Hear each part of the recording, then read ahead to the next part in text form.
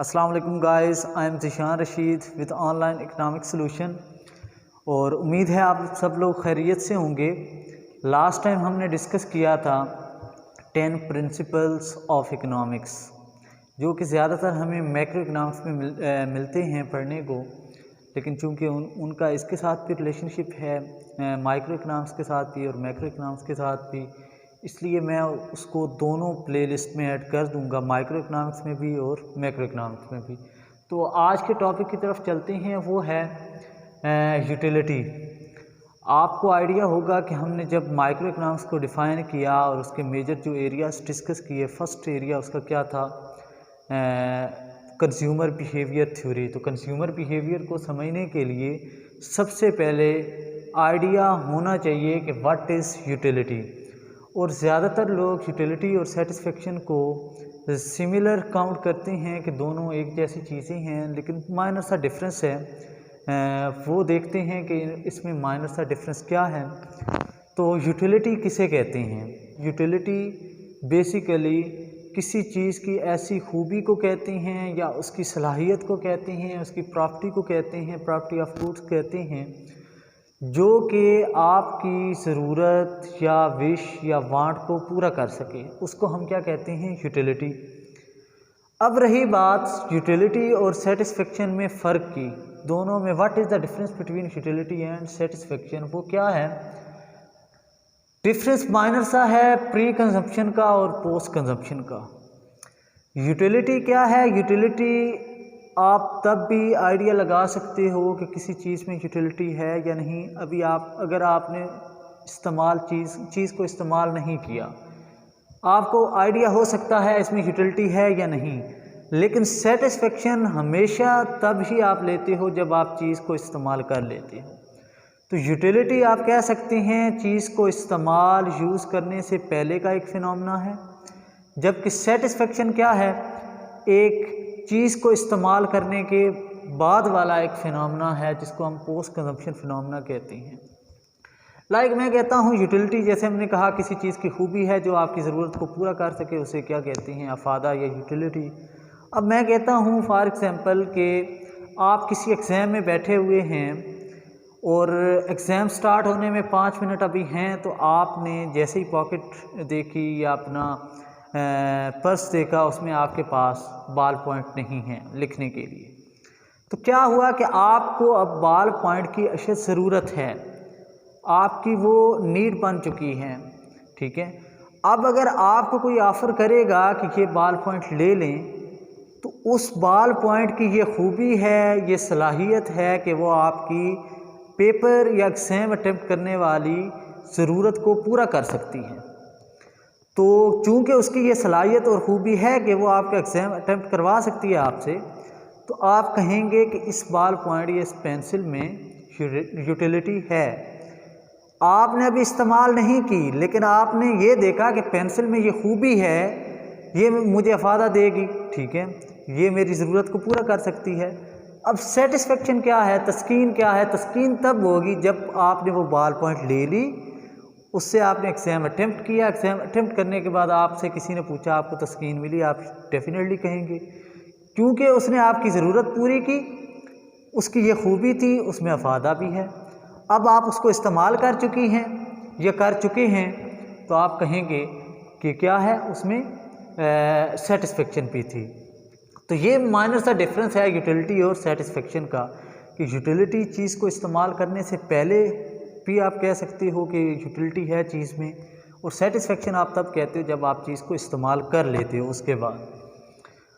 Next है law of diminishing marginal utility, ठीक है, बहुत इम्पॉर्टेंट लॉ है। इसको गॉसन्स फर्स्ट लॉ भी कहते हैं।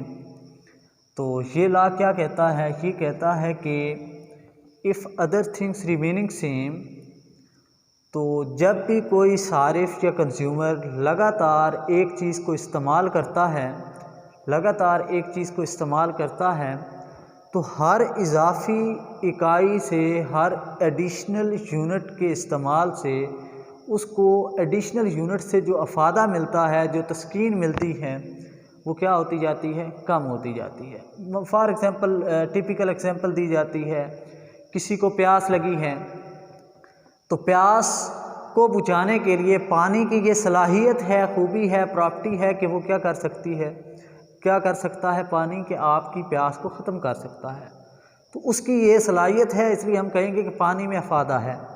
जब आपने एक गिलास पानी पी लिया, आपको शदीद प्यास लगी थी, फर्स्ट गिलास पानी का पिया, आपको अफादा मिला, फॉर एग्ज़ाम्पल 20-30 कर लें, कोई भी नंबर ले लें। जब आपको कहा गया कि आप दूसरा गिलास पिएं, तो क्या आपको लगता है कि जो तस्कीन, जो अफादा फर्स्ट गिलास ऑफ वाटर ने आपको दिया, दूसरे गिलास जो पानी का है उसने भी उतना ही अफादा या तस्कीन दी आपको? हरगिज़ नहीं। दूसरा गिलास जो है उसने आपको अफादा दिया लेकिन आपको कम तस्कीन दी एज़ कम्पेयर टू फर्स्ट गिलास ऑफ वाटर। इसी तरह अगर आपको कहा जाता है कि तीसरा गिलास पिएं पानी का, तो यकीनन आपको जो तीसरा गिलास है, जस्ट थर्ड गिलास, वो पहले दो की निस्बत अफादा कम देगा। तो यही क्या है, law of diminishing marginal utility. क्या कि जब कंज्यूमर एक चीज़ को लगातार इस्तेमाल करता है तो हर अगली इकाई के इस्तेमाल से जो उसको अफादा मिलता है वो क्या होता जाता है, कम से कम होता जाता है। तो इसको अब देखते हैं ग्राफ की हेल्प से कि ग्राफ में हम इस लॉ को कैसे शो करेंगे, कैसे डिपिक्ट करते हैं। चलते हैं ग्राफ की तरफ। Law of diminishing marginal utility जो है उसका ग्राफ जो है वो एक्सप्लेन करते हैं with the help of table. यहाँ पे क्योंकि टेबल की हेल्प से मैंने ग्राफ बनाया है और प्रिंसिपल ऑफ इकनॉमिक्स का कोर्स है, तो इंशाल्लाह इंटरमीडिएट या एडवांस कोर्सेज़ में हम इक्वेशंस वगैरह को यूज़ करके ग्राफ बनाएंगे। तो देखें यहाँ पे मैंने जैसे एग्जांपल ली पानी की, फर्स्ट कॉलम जो है वहाँ पे मैंने पानी के जो गिलास हैं 0, 1, 2, 3, 4, 5 लिए। जैसे कि हमने डिफ़ाइन किया था कि law of diminishing marginal utility क्या है कि जब कंज्यूमर लगातार एक चीज़ जो है उसका इस्तेमाल करता है तो उस हर अगली इकाई के इस्तेमाल से उसको तस्कीन या यूटिलिटी अफादा कम मिलता है। ठीक है, तो देखें पहले देखते हैं कि जब ज़ीरो मिकदार, फॉर एग्ज़ाम्पल किसी को बहुत ज़्यादा प्यास लगी है तो ज़ीरो जब मिकदार है तो कुल अफादा उसे ज़ीरो ही मिलेगा क्योंकि अभी तक उसको प्यास लगी है लेकिन उसे पानी नहीं मिला। जब उसको फर्स्ट गिलास पानी का दिया गया तो उसे तस्कीन मिली, उसको यूटिलिटी सेटिस्फेक्शन 30 मिली। और याद रखें कि ये 30, 50 जैसे यूनिट होते हैं, लेंथ का मीटर, किलोमीटर ये यूनिट हैं, वेट का केजी, टन्स, इस तरह के यूनिट हैं। इसी तरह ये 30, 50 ये यूटिल्स हैं। Utils mean UTIL, utils. ये यूटिलिटी या तस्कीन का यूनिट है कि उसको 30 यूटिल्स जो है वो तस्कीन मिली। ठीक है, अफादा या यूटिलिटी मिली। तो सेकंड गिलास पानी जब उसने पिया तो फर्स्ट से 30 मिली थी, सेकंड से उसको 50, 30 पहले वाले की और 20 सेकंड से, तो टोटल कितनी 50। जब तीसरा यूनिट या तीसरा गिलास पानी उसने पिया तो कुल अफादा या टोटल यूटिलिटी 60 मिली। पहले दो से उसको 50 मिली थी, थर्ड से कितनी, कुल कितनी होगी, टोटल कितनी होगी 60। इसका मतलब है जस्ट थर्ड से 10 अफादा उसको मिला। जब चौथा गिलास पानी का उसे कहा गया पीने को तो देखें चौथे गिलास, पहले 3 से टोटल 60 मिल चुकी थी, अब फोर्थ से भी वही टोटल यूटिलिटी 60 ही है। इसका मतलब है फोर्थ गिलास पानी पीने से उसको ना फ़ायदा हुआ ना नुकसान। ठीक है, जब उसे फोर्स किया गया कि आप क्या करें, ऐसे समझ लें कि जब 60 पे पहुंच चुका था, उसे कहा गया फोर्थ गिलास पानी पिए, तो उसका दिल नहीं था लेकिन उसने पी लिया, कोई इशू नहीं, उसे ना फ़ायदा मिला ना उसे नुकसान हुआ। लेकिन फिफ्थ गिलास के लिए जब उसे फोर्स किया गया कि आप ये गिलास मस्ट पिए, फोर्स किया किसी ने, किसी दोस्त ने, तो उसका कुल अफादा कम हो गया। क्या मतलब कि अब तस्कीन की बजाय उसको नुकसान होगा, हो सकता है वॉमिट कर दे या इस तरह का कोई इशू हो सकता है। ठीक है, तो क्या हुआ कि पाँचवें से उसको टोटल 50, मतलब पहले 4 से 60 मिली थी, ठीक है। और 5वां गिलास पानी पीने से 50 मिली, इसका मतलब है 5वां पीने से पहले वाली जो 4 से 60 मिली थी उसमें से भी कुछ कम हो गया। कितना कम हो गया? -10। तो ये मुख्ततिम अफादा है। जो थर्ड है मार्जिनल यूटिलिटी, ये क्या है, ये कैसे निकाला है? मार्जिनल यूटिलिटी किसे कहते हैं? हर अगले यूनिट से मिलने वाला अफादा या यूटिलिटी, ठीक है। तो जैसे मैंने कहा कि फर्स्ट यूनिट जब आपने कंज्यूम किया, फर्स्ट गिलास पानी पिया तो फर्स्ट से 30 मिली, तो यकीनन 1 से 30 मिली। जस्ट दूसरा जब आपने इस्तेमाल किया पहले से 30, दूसरे से जस्ट दूसरे से कितनी मिली? 20। ये निकाला कैसे आपने? देखें 30 और पहले से 30, दूसरे से टोटल कितना मिला? 50। तो इसका मैंने क्या किया? डिफरेंस लिया। डिफरेंस मीन के इन दोनों का फ़र्क लिया, माइनस किया, इन दोनों को चेंज देखा मैंने। 30 से 50, 30 पहले का 50 पहुंचा, इसका मतलब दूसरे से 20 मिला तो मैंने 20 लिख दिया, ठीक है। अब तीसरे के लिए मैंने क्या किया कि दूसरे से 50 मिला था, तीसरे से 60, तो 50 और 60 में तब्दीली कितने की है? 10 की, ठीक है। और इसी तरह जब चौथा किया, तीसरे से 60 मिला था, चौथे से 60, 60 से 60 में तब्दीली कितनी है? 0। ये डेल्टा मीन तब्दीली है, ठीक है। जब 5वां गिलास पिया तो 60 से 50, तो 60 से 50 में कितने की तब्दीली है? डेल्टा -10 की, ठीक है। अब ये मुख्ततिम अफादा मार्जिनल यूटिलिटी निकाली कैसे हैं? हम क्या करते हैं, जो टोटल यूटिलिटी है उसमें तब्दीली डिवाइडेड बाय क्वांटिटी में तब्दीली। ये देखें जब दूसरा गिलास पानी पिया तो कितना कुल अफादा जो है उसमें कितनी तब्दीली आई? 30 से 50 कितनी है? 20। और क्वांटिटी जो पानी की क्वांटिटी है वाटर की, उसमें कितनी तब्दीली आई? 1 से 2 की, 1। 2 में से 1 निकालेंगे, 1। 20 डिवाइडेड बाय 1, ये देखें, ये 30 divided by 1 is equal to 30। ये कैसे निकाला मैंने? 30 और इसका डिफरेंस लिया ना मैंने, ये किसके इक्वल आया? 30 के, ठीक है। और मिकदार का फ़र्क कितना है? तब्दीली कितनी है? 0 और 1 को अगर माइनस करें तो 1, तो 30 divided by 1 is equal to 30। अब नेक्स्ट आ जाएं, ये मैंने कैसे लिया? इसका फ़र्क कितना है? 30 और 50 में कितने का फ़र्क है? 20 का जो तब्दीली आई, तो 20 डिवाइडेड बाय 1 से 2 में से 1 माइनस करें, 1, ठीक है, तो 20 के इक्वल। फिर थर्ड पे क्या किया मैंने? 50 और 60 में कितने की तब्दीली है? 10 की, ठीक है। और 3 और 2 को माइनस करें, 3 में से 2 निकालें, 1 की, तो ये 10 के इक्वल। इसी तरह 60 में से 60 निकालें तो 0 डिवाइडेड बाय 4 में से 3 निकालें तो 1, जो कि 0 के इक्वल है। इसी तरह 50 में से 60 निकालें अगर आप, तो क्या आएगा? -10 डिवाइडेड बाय 5 में से 4 निकालें तो 1, तो ये किसके इक्वल आएगा? आपका -10 के। तो ये आपके पास क्या आ चुका है? Marginal utility. शो क्या करता है? जस्ट पहले से 30 अफादा मिला, जस्ट दूसरे से 20 मिला, सिर्फ तीसरे से 10 मिला, सिर्फ चौथे से 0, सिर्फ 5 में से 10। जबकि कुल अफादा क्या है? पिछलों को भी आप ऐड करते हैं, पहले से 30, दूसरे से 20, दोनों को ऐड कर लें 50। तो मैंने मुख्ततिम से कुल अफादा भी निकाल लिया, ठीक है। तो पहले 2 से 50 और तीसरे से 10, 50 और 10 60, ठीक है। तो पहले 3 से 60, चौथे से कितना है? 0, 60 प्लस 0 60 के इक्वल, ठीक है। तो पहले 4 से 60 के बराबर था, तो 5 में से -10, 60 में से -10 करेंगे तो आपके पास क्या आ जाएगा? 50। तो ये टेबल था। अब मैंने क्या किया? इसी टेबल की हेल्प से मैंने ग्राफ बनाया। तो ग्राफ में मैंने क्या किया? देखें, वाई एक्सिस है हमारे पास, इधर एक्स एक्सिस है। वाई एक्सिस में मैंने क्या लिया? टोटल यूटिलिटी, ये वाला कॉलम। तो मैंने क्या किया? मैक्सिमम 60 है तो 60 तक कोई भी नंबर मैंने लेबल कर लिया। आप इसे 5-5 का गैप दे सकते हैं, 7 का, 6 का, कोई भी गैप दे सकते हैं, ठीक है। एक्स एक्सिस पे मेरे पास क्या है? Quantity of water. याद रखें, इकोनॉमिक्स का रूल है 2 पैनल डायग्राम, ऊपर नीचे अगर डायग्राम बनानी है तो ये एक्सिस एक दूसरे के सामने हैं, ये दोनों एक दूसरे के सामने हैं। तो जो चीज़ आप इस एक्सिस पे लेंगे वही आपको इधर लेनी पड़ेगी। जैसे क्वांटिटी ऑफ वाटर है तो इधर भी क्या आएगी? क्वांटिटी ऑफ वाटर ही आएगी। अगर ये वाली डायग्राम इसके राइट साइड पे होती, तो ये वाला जो एक्सिस है ये दोनों एक दूसरे के सामने आ जाते। तो यकीनन टी यू टोटल यूटिलिटी अगर इधर थी तो इधर भी क्या आता, फिर टोटल यूटिलिटी आती। ठीक है, तो अब देखते हैं कि फर्स्ट मिकदार जो पहला गिलास पानी पिया, कुल अफादा कितना है 30, ये पहला गिलास है और ये 30, तो ये मैंने पॉइंट लगाया यहाँ पे।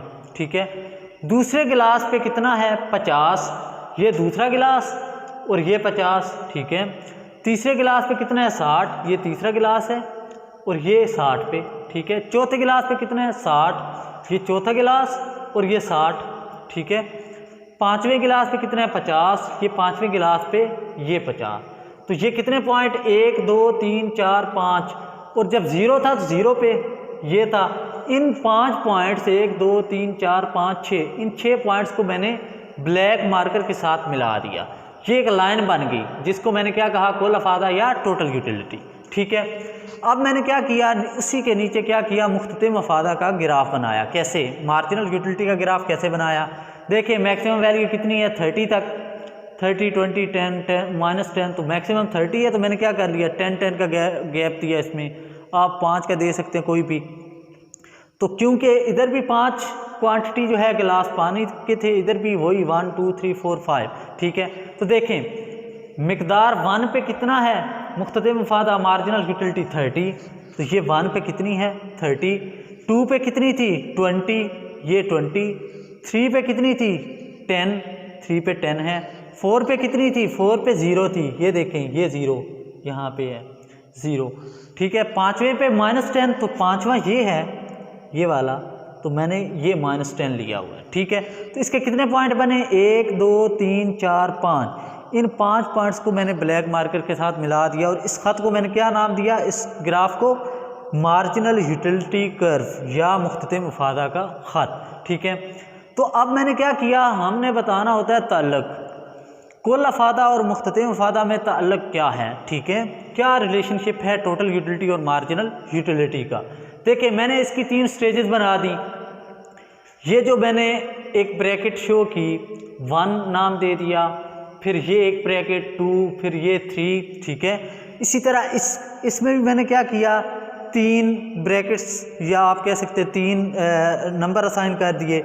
एक ये ब्रैकेट है जिसको 1 कहा, एक ये पॉइंट है जिसको मैंने 2 कहा, एक इससे नीचे वाली ब्रैकेट है जिसको मैंने 3 कहा। देखिए रिलेशनशिप क्या है, जब टोटल यूटिलिटी बढ़ रही थी, ये एरो मैंने बनाया।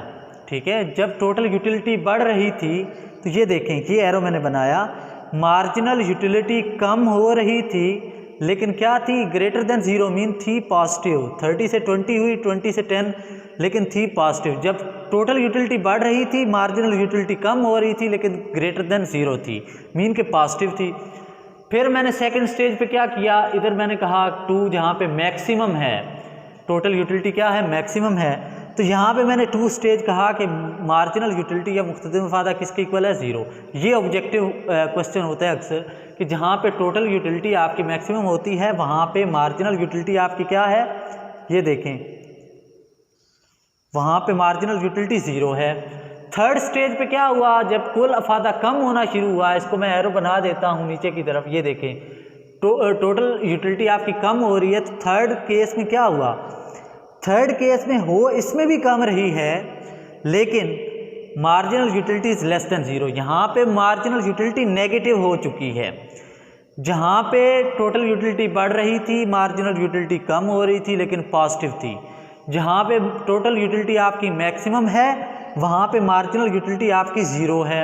जहाँ पे टोटल यूटिलिटी आपकी कम हो रही थी वहाँ पे मार्जिनल यूटिलिटी कम तो हो रही है लेकिन क्या है, लेस देन 0, मीन के नेगेटिव है।